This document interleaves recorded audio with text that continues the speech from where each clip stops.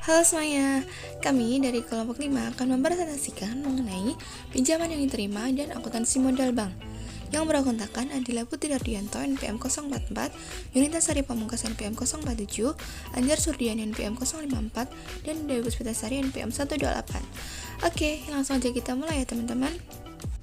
Assalamualaikum warahmatullahi wabarakatuh. Saya Adila Putri Hardianto, NPM 044, izin menyampaikan materi terkait bab 10 yaitu pinjaman yang diterima. Sumber dana jangka panjang yang diterima oleh bank dalam neraca dicatat sebagai pinjaman diterima. Pinjaman yang diterima adalah fasilitas pinjaman yang diterima dari bank atau pihak lain termasuk dalam Bank Indonesia, lembaga keuangan bukan bank, lembaga keuangan luar negeri, dan masyarakat umum baik dalam valuta rupiah ataupun valuta asing, dan harus dilunasi bila jatuh tempo. Untuk selanjutnya yaitu terkait jenis pinjaman yang diterima umumnya berupa yang pertama, pinjaman dari bank lain yaitu pinjaman yang diperoleh dari bank lain. Yang kedua, pinjaman dari luar negeri atau sering disebut two steps loan yaitu pinjaman diterima yang diperoleh melalui pemerintah Republik Indonesia atau Departemen Keuangan dari lembaga keuangan internasional.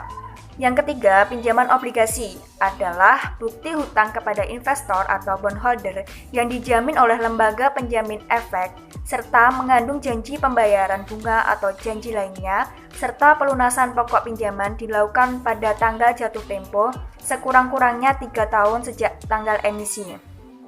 Untuk yang keempat yaitu Bantuan Likuiditas Bank Indonesia atau BLBI, yaitu pinjaman yang diterima dari Bank Indonesia apabila bank mengalami krisis likuiditas.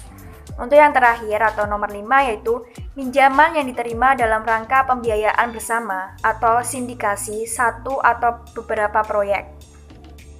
Untuk slide selanjutnya yaitu terkait pencatatan pinjaman yang diterima dari kreditor. Transaksi pinjaman yang diterima didahului dengan perjanjian antara pihak kreditur dengan debitur. Perjanjian yang ditandatangani kedua belah pihak tak dapat dibatalkan secara sepihak bila semua persyaratan telah dipenuhi. Perjanjian ini dalam akuntansi disebut dengan komitmen. Sebagai komitmen tagihan bank yang tak dapat dibatalkan, maka akan dicatat dalam rekening administrasi rupiah sisi debit dengan nama RAL fasilitas pinjaman diterima dan belum digunakan. Untuk pencatatan komitmen tagihan ini akan diikuti pencatatan realisasi pinjaman bila pinjaman tersebut benar-benar direalisasikan. Pinjaman yang direalisasikan dicatat sebesar nilai nominal yang ditarik oleh bank selaku debitur atau obligor. Hal-hal yang terkait biaya pengkreditan menjadi beban peminjaman yaitu misalnya biaya provisi dan administrasi, biaya taksasi, nilai jaminan, biaya perikatan atau notaris, dan biaya asuransi. Dalam pengkreditan rekening pinjaman diterima harus diikuti pengkreditan RAR fasilitas pinjaman diterima dan belum digunakan sebesar nilai realisasinya. Slide selanjutnya yaitu terkait pencatatan two-step loan. Yang pertama, pinjaman diberikan oleh lender sendiri atau dalam bentuk konsorsium kepada pemerintah Republik Indonesia. Yang kedua, pinjaman ditujukan kepada proyek-proyek yang bertujuan mengembangkan industri kecil dan menengah yang menunjang perekonomian. Yang ketiga, pinjaman dapat berupa devisa, barang modal atau jasa atau tenaga ahli. Yang keempat, pemerintah meneruskan pinjaman kepada Participating Financial Institution atau PFI, yaitu bank-bank dan LKBB dalam bentuk rupiah, sehingga risiko selisih kurs yang terjadi menjadi tanggung jawab pemerintah. Yang kelima, suku bunga TSL ditentukan oleh pemerintah. Yang keenam, TSL berjangka waktu 15-20 tahun sehingga dapat diakui equity. 7. Perbandingan pembiayaan proyek antara dana TSL dengan dana dari PFI berkisar 80% banding 20% dari jumlah kredit. Yang ke-8, untuk tagihan TSL yang tidak ditarik atau tidak dipergunakan, PFI wajib membayar kepada pemerintah sejumlah biaya yang dibayar kepada lender oleh pemerintah sesuai perjanjian termasuk komitmen charge sejumlah persentase tertentu berkisar 0,75% per tahun. Selanjutnya kita membahas terkait jurnal yang diperlukan pencatatan pinjaman to step loan. Yang pertama itu saat persetujuan, itu debitnya RAR pinjaman yang diterima dan belum digunakan. Untuk saat realisasi, kredit RAR pinjaman yang diterima dan belum digunakan, debit giro BI, kreditnya pinjaman yang diterima TSL. Saat penyesuaian bunga, debitnya biaya bunga, kreditnya biaya bunga harus dibayar. Saat pembayaran bunga setelah penyesuaian, debit biaya bunga harus dibayar, kreditnya giro BI.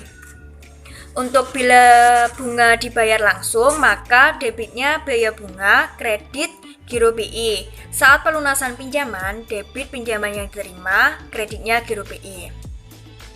Pinjaman obligasi. Pencatatan pinjaman obligasi dilakukan ketika terjadi transaksi penjualan obligasi dan ketika terjadi pelunasan bunga atau pokok obligasi.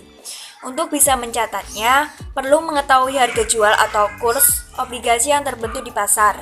Untuk menentukan harga obligasi, bisa menggunakan formula P sama dengan N sigma T sama dengan 1, C1 per 1 tambah R pangkat N, ditambah PP per 1 tambah R pangkat N, di mana P sama dengan harga obligasi atau nilai sekarang obligasi, N sama dengan periode atau jumlah tahun sampai dengan jatuh tempo obligasi, C1 sama dengan pembayaran bunga atau kupon obligasi setiap tahunnya, R sama dengan tingkat diskonto atau bond yield, PP sama dengan nilai pokok atau prinsipal obligasi. Nah, rumus ini digunakan untuk penerimaan bunga atau kupon setiap tahun. Sedangkan bila penerimaannya itu setiap setengah tahun sekali, maka rumusnya menjadi P sama dengan N sigma T sama dengan 1, C1 per 2 dibagi 1 tambah R per 2 pangkat N ditambah PP per 1 tambah R bagi 2 pangkat 2N. Untuk pinjaman obligasi ini, ketika obligasi yang dijual itu dicatat sebagai harga nominal, terus selisih harga jual atau harga kurs di atas harga nominal dicatat sebagai agio atau premi. Sedangkan selisih harga jual di bawah harga nominal dicatat sebagai disagio atau diskonto. Obligasi yang dijual pada tanggal di antara tanggal pembayaran bunga harus diperhitungkan bunga yang telah berjalan. Untuk pencatatan jika obligasi tersebut agio, maka saat dijual dicatat debitnya kas atau giro PT yang bersangkutan, kreditnya agio obligasi, kreditnya pinjaman obligasi. Untuk mencatat pembayaran bunga, maka debitnya biaya bunga, kredit kas. Sedangkan untuk pencatatan amortisasi itu debitnya agio obligasi, kredit biaya bunga. Sedangkan jika obligasi tersebut itu disagio, maka saat dijual dicatat debit kas atau giro, debit lagi disagio obligasi, dan kreditnya pinjaman obligasi. Saat bayar bunga, maka debitnya biaya bunga, kredit kas, dan saat akumulasi disagio, maka debitnya biaya bunga, kreditnya disagio obligasi. Untuk saat pelunasannya, debit pinjaman obligasi, dan kreditnya kas. Oke, untuk slide selanjutnya, saya Anjar Surdiani, NPM 054, akan melanjutkan presentasi dari rekan saya. Nah, pada slide kali ini kita langsung saja akan membahas bab 4, yaitu tentang akuntansi modal bank. Nah, modal bank sendiri merupakan dana yang diinvestasikan oleh pemilik dalam rangka pendirian badan usaha yang dimaksudkan untuk membiayai kegiatan usaha bank di samping untuk memenuhi regulasi yang ditetapkan oleh otoritas moneter. Nah, menurut Peraturan Bank Indonesia nomor 7/15/PPI/2004 yang disempurnakan dengan Peraturan Bank Indonesia nomor 9/16/PPI/2007 mengenai modal inti minimum bank umum, bahwa bank umum wajib memenuhi modal inti paling kurang sebesar 80 miliar rupiah pada tanggal 31 Desember 2007. Nah, untuk slide selanjutnya di sini kita akan membahas tentang persyaratan modal bank perkreditan rakyat yang disetor. Nah, di antaranya yang pertama itu 5 miliar rupiah bagi BPR yang didirikan di wilayah daerah khusus Ibu Kota Jakarta.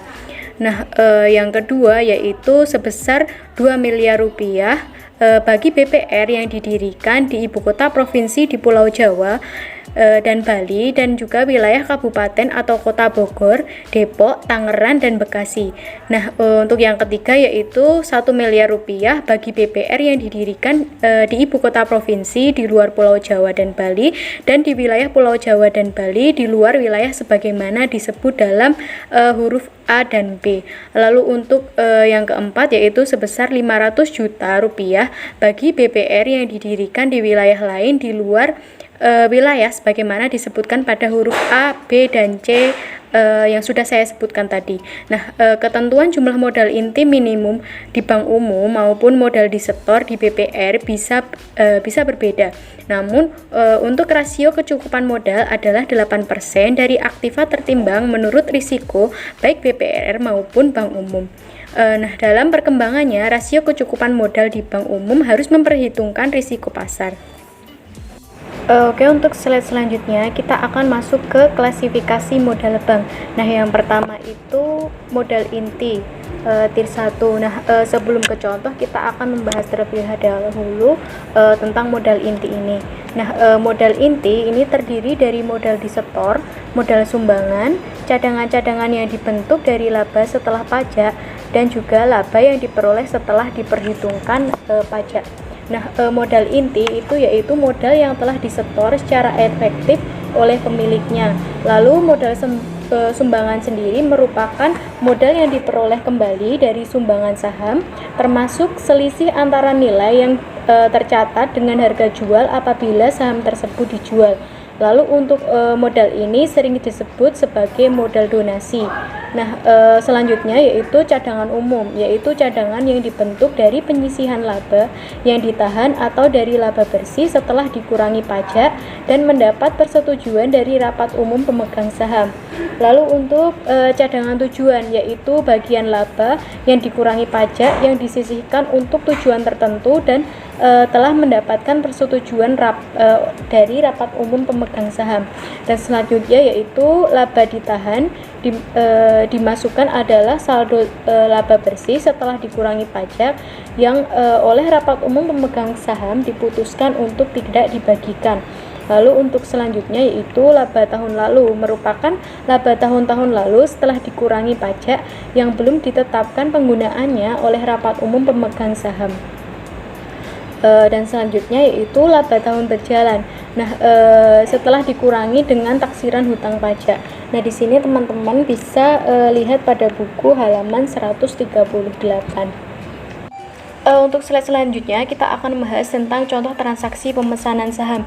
Nah, untuk contohnya itu pada tanggal 15 Juni 2015 PT Bank Mitra Buana ini menerima pesanan saham 100.000 lembar saham biasa dari PT Mirana dengan kurs sebesar 102%. Harga nominal per lembar sahamnya itu sebesar 10.000. Lalu untuk uang muka pesanan saham diterima itu 60% dan dibayar tunai. Nah, pada tanggal 30 Juni 2015 pesanan saham tersebut dilunasi secara tunai. Nah, untuk pencatatannya di sini teman-teman bisa lihat pada tabel. Yang pertama itu transaksi pada tanggal 15 bulan 6 2016. Yang pertama itu kas di debit sebesar 612 juta rupiah itu didapat dari 100.000 lembar saham biasa tadi dikalikan dengan 10.000 rupiah dan dikali dengan 102% tadi dan hasilnya itu sebesar 1 miliar 20 juta rupiah. Lalu hasilnya tadi dikalikan 60%. Nah, nanti akan menghasilkan angka sebesar 612 juta rupiah. Lalu untuk piutangnya itu sisanya tadi uang mukanya tadi kan udah 60%. Nah, sekarang tinggal 40%. Nah, 40% ini dikali dengan 1 miliar 20 juta rupiah dan hasilnya akan menghasilkan angka sebesar 408 juta rupiah. Lalu untuk kreditnya itu modal dipesan itu sebesar 1 miliar dan untuk agio sahamnya itu sebesar 20 juta rupiah di kredit. Lalu untuk transaksi selanjutnya tanggal 30 bulan 6 2015 yaitu kas di debit sebesar 408 juta, lalu modal saham dipesan debit sebesar 1 miliar, lalu untuk kreditnya piutang PT Mirana itu sebesar 408 juta dan untuk modal di setor sahamnya itu sebesar 1 miliar di kredit. Untuk slide selanjutnya, lanjutannya tadi, bila pesanan saham yang dilakukan oleh PT Mirana tidak dilunasi dan Bank Mitra Buana mengembalikannya sebesar 80% dari nilai yang telah dibayar, maka jurnalnya di sini pada tanggal 15 bulan 6 2015 yaitu agio saham di debit sebesar 20 juta, lalu modal saham yang dipesan di debit sebesar 1 miliar, piutang PT Mirana di kredit sebesar 408 juta, lalu untuk kasnya itu 489 juta 600 ribu itu didapat dari 612 juta dikali 80%. Lalu untuk pendapatan lain-lain di kredit sebesar 122 juta 400 ribu itu didapat dari 612 juta tadi dikurangi dengan 489 600 ribu. Nah, untuk mempersingkat waktu langsung saja kita ke contohnya ya. Nah, tanggal 1 Juni 2015 Bank ABC melakukan emisi saham biasa sebesar 100.000 lembar dengan nominal sebesar Rp5.000 per lembar dengan kursnya yaitu sebesar 106%. Lalu untuk transaksi yang kedua, tanggal 30 Juni 2015 Bank ABC membeli kembali 10.000 lembar sahamnya dengan kurs 103%. Untuk transaksi ketiga, tanggal 30 Juli 2015 Bank ABC itu menjual kembali saham treasury sebanyak 10.000 lembar dengan kurs 104%. Lalu untuk transaksi yang terakhir, pada tanggal 1 Agustus 2015 Bank ABC ini menjual kembali 10.000 lembar saham treasury dengan kurs 96%. Nah, untuk pencatatannya di sini teman-teman bisa lihat di tabel ya. Penarikan kembali saham Treasure. Saham Treasure yang ditarik kembali berarti saham tersebut tidak akan diedarkan kembali. Perlakuan akuntansi untuk saham Treasure yang ditarik itu tergantung metode pencatatan sebelumnya.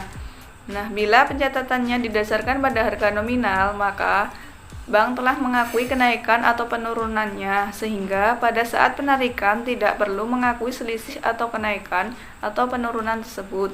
Contoh, misalkan setelah terjadi transaksi pembelian kembali saham Treasure di Bank ABC pada tanggal 30 Juni 2018, Bank ABC menyatakan menarik 10.000 lembar saham Treasure tersebut pada tanggal 15 Juli 2018, maka pencatatannya adalah yang pertama, berdasarkan metode harga perolehan tanggal 15 Juni 2018, rekening modal saham didebet sebesar 50 juta rupiah, kemudian rekening agio saham didebet sebesar 3 juta rupiah, kemudian rekening tambahan modal saham itu dikredit sebesar 1.500.000 rupiah. Kemudian rekening saham Treasure itu dikredit sebesar 51.500.000 rupiah. Kemudian yang kedua yaitu berdasarkan metode harga nominal. Pada tanggal 15 Juli 2018, rekening modal saham itu didebet sebesar 50 juta rupiah. Kemudian rekening saham Treasure itu dikredit sebesar 50 juta rupiah. Modal pelengkap. Modal pelengkap terdiri dari atas cadangan-cadangan yang dibentuk tidak berasal dari laba, modal pinjaman, serta pinjaman subordinasi. Secara rinci, modal pelengkap dapat dijelaskan sebagai berikut. Yang pertama yaitu cadangan revaluasi aktiva tetap, yaitu cadangan yang dibentuk dari selisih penilaian kembali aktiva tetap yang telah mendapat persetujuan dari Direktorat Jenderal Pajak. Kemudian yang kedua yaitu penyisian penghapusan aktiva produktif yang dibentuk dengan cara membebani laba rugi tahun berjalan dengan maksud untuk menampung kerugian yang mungkin timbul sebagai akibat dari tidak diterimanya kembali sebagian atau seluruh aktiva produktifnya. Kemudian yang ketiga yaitu modal pinjaman. yaitu utang yang didukung oleh instrumen atau warkat yang memiliki sifat-sifat seperti modal dan mempunyai ciri-ciri tidak dijamin oleh bank yang bersangkutan. Kemudian tidak dapat ditarik atau dilunasi atas inisiatif pemilik tanpa persetujuan BI. Pencatatan modal pinjaman dimulai saat penerbitan atau penjualan warkat modal pinjaman. Modal pinjaman dicatat sebesar nilai nominal. Kemudian biaya-biaya penerbitan warkat modal pinjaman itu dapat ditangguhkan dan diamortisasi secara sistematis selama taksiran jangka waktunya itu selama-lamanya 5 tahun. Pencatatan saat penerbitan atau penjualan warkat, rekening giro bank lain-lain itu didebet. Kemudian rekening biaya penerbitan modal pinjaman dibayar di muka itu didebet. Terus modal pinjaman itu di rekening modal pinjaman itu dikredit. Kemudian saat amortisasi biaya penerbitan, rekening biaya penerbitan modal pinjaman itu didebit. Terus rekening biaya penerbitan modal pinjaman dibayar di muka itu dikredit. Saat penyesuaian bunga, rekening biaya bunga itu didebet. Rekening bunga modal pinjaman masih harus dibayar itu dikredit. Saat pembayaran bunga, rekening bunga modal pinjaman masih harus dibayar itu didebet. Rekening kas atau giro bank-bank lain atau giro BI itu dikredit. Kemudian saat pelunasan pokok pinjaman, rekening modal pinjaman itu didebet. Kemudian rekening giro BI atau kas atau giro bank-bank lain itu dikredit. Akuntansi pinjaman subordinasi. Akuntansi untuk pos ini prinsipnya sama dengan akuntansi pinjaman diterima, yaitu pencatatan dimulai dari komitmen disepakati, kemudian pada saat direalisasi dan pencatatan selama periode pinjaman subordinasi itu berupa angsuran pokok dan bunga. Dalam komitmen ditandatangani itu rekening fasilitas pinjaman subordinasi didebet, kemudian rekening disetujui dan belum direalisasi itu dikredit. Saat pinjaman direalisasi, rekening fasilitas pinjaman subordinasi itu didebet, kemudian rekening disetujui dan belum direalisasi itu dikredit. Rekening giro BI itu didebet, rekening pinjaman subordinasi dikredit.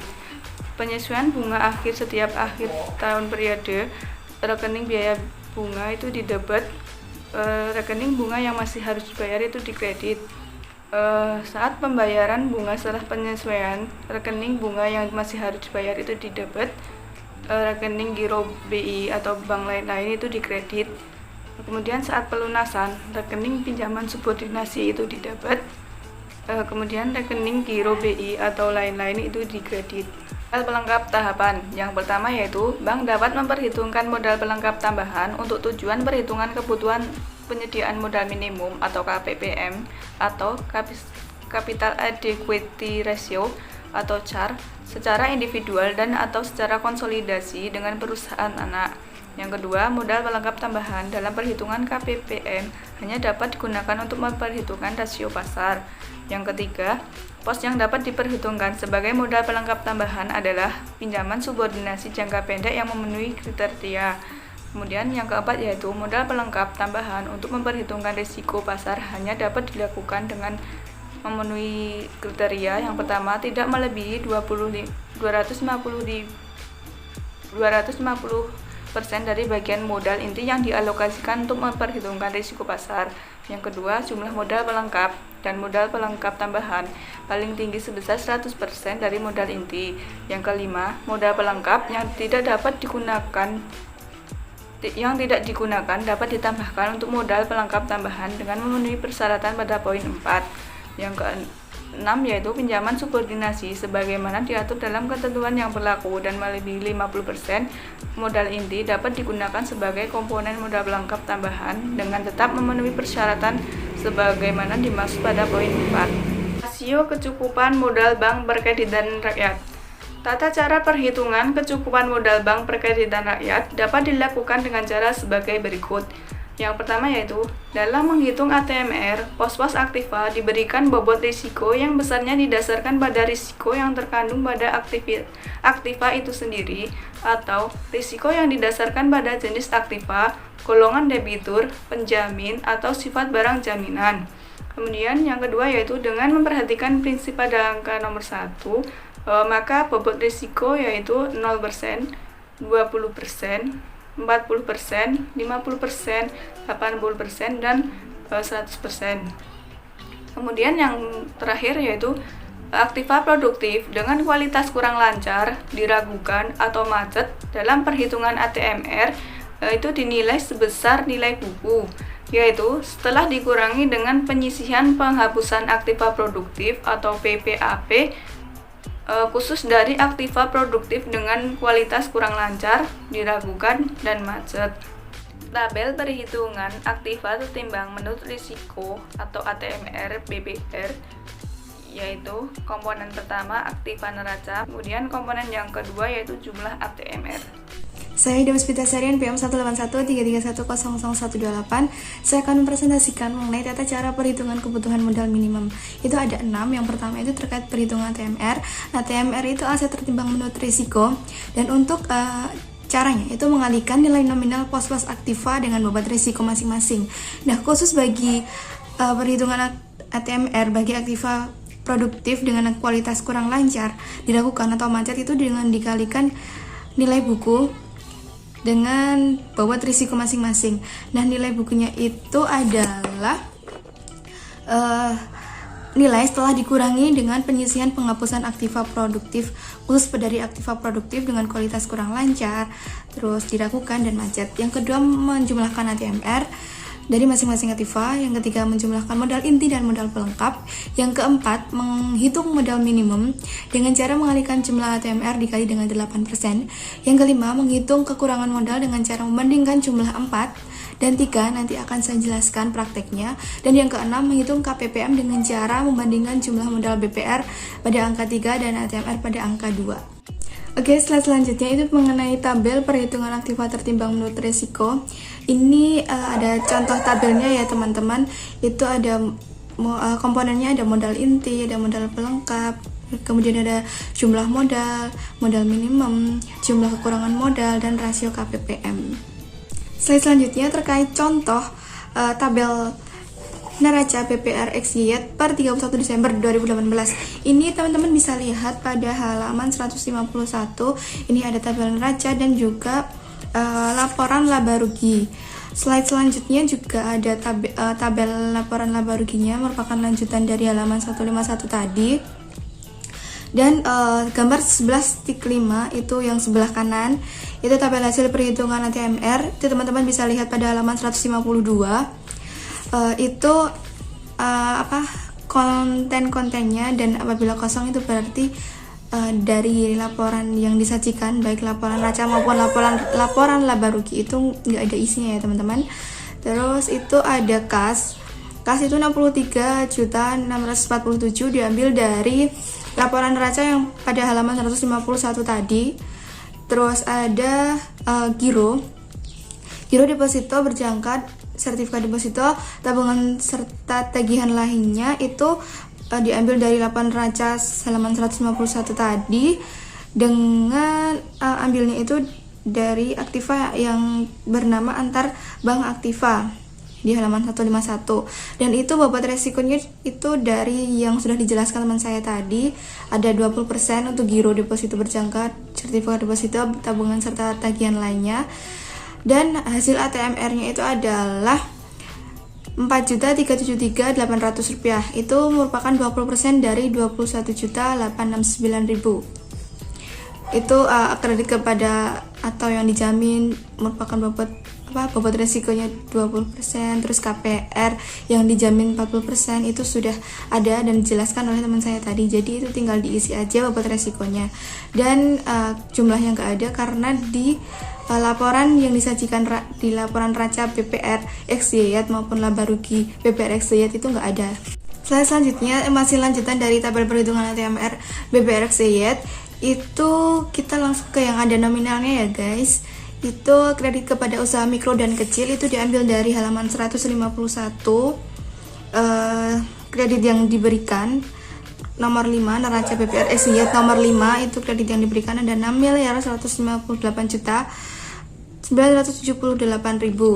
dengan bobot resikonya 85%. Itu menghasilkan ATMR 5 miliar Rp235.131.300. Dan itu lanjut ke bawah ada aktiva tetap dan inventaris nilai buku. Itu hasil dari 295.233.000 yang merupakan aktiva tetap dan inventaris dikurangi dengan akumulasi aktiva tetap dan inventaris. Itu kan pakainya nilai buku ya guys, jadi itu udah nilai bersih, udah pengurangan dari aktiva dan penyusutan. Itu 244.483.000 itu salah, yang benar adalah 254.483.000. Setelah kami hitung ternyata itu hasilnya adalah 254.483.000. Selanjutnya terkait ATMR-nya itu 100% berarti sama ya guys. Terus aktiva lainnya selain tersebut di atas, aktiva lain itu diambil juga dari halaman 151 nomor 9, neraca nomor 9, 25.028.000.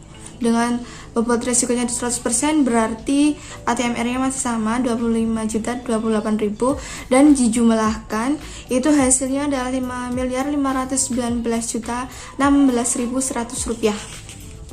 Tabel selanjutnya tabel hasil perhitungan CAR BPR X YY per 31 Desember 2018. Itu ada modal disetor. Nah, modal kita bahas yang ada nominalnya ya guys.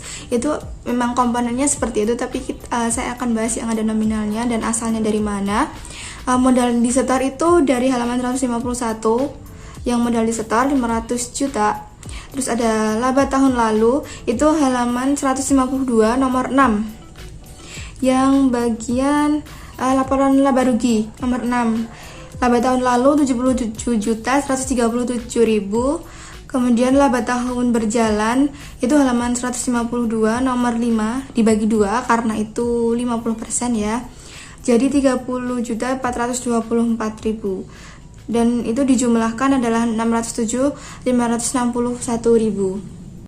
Oke, selanjutnya terkait tabel perhitungan CAR BPR XY per 31 Desember lanjutan. Nah, itu masih lanjutannya yang tadi ya teman-teman. Kita bahas yang ada nominalnya lagi. Penyisihan penghapusan aktiva produktif maksimal 1,25% dari ATMR itu 80.410.785, dan jumlah modal lengkapnya juga sama 80.410.785. Dan selanjutnya jumlah modalnya itu dari penjumlahan 1.12 sama 2.6. 1.12 itu adalah jumlah modal inti ditambah dengan jumlah modal pelengkap itu 687.971.785.000, dan modal maksimum itu 88% dikali ATMR. ATMR-nya itu kan tadi jumlahnya yang di halaman 153 yang tadi salah perhitungan. Itu yang benar adalah 5.519.061.000 dikali dengan 8%. Itu jumlahnya jadi 441.521.288. Oke. Dan kelebihan atau kekurangan modalnya 247, 250, 497. Itu salah ya teman-teman.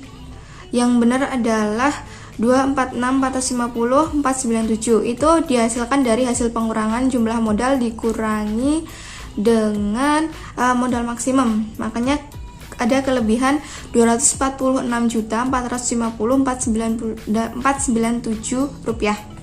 Dan caranya itu dihitung dari jumlah modal dibagi dengan ATMR. Jumlah modalnya 687.971.785 dibagi dengan jumlah ATMR yang benar itu 5.519.16.100 dengan rasio caranya itu adalah 12,46%. Oke, selanjutnya terkait rasio kecukupan modal atau capital adequacy ratio itu pada bank umum. Nah, ini itu perhitungannya beda dengan yang BPR tadi. Kalau yang bank umum ini menggunakan rasio pasar, dan rasio pasar ini metodenya ada standar dan metode internal. Kalau yang BPR tadi kan menggunakan rasio aktiva.